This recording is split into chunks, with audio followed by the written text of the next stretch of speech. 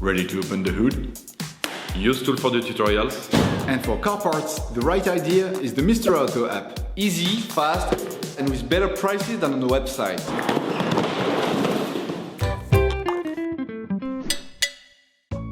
Turn your engine off and pull up the handbrake. Lift the wiper blade arm up. To remove the blade, push down on the holding tabs, then slide the blade downwards to remove it.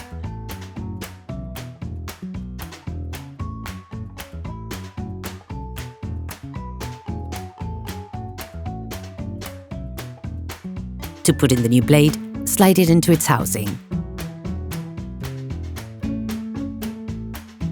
Put the blade back onto the windscreen. Please support us. Subscribe and like the video, that will be really cool. Lift the wiper blade arm up. To remove the blade, pull towards you in order to free it from its holding bar, then remove the blade. To put the new one in place, follow the same process that you used to take it off, but in reverse. Put the blade back onto the windscreen. Operation completed. Hello, if this video helped you, like and subscribe.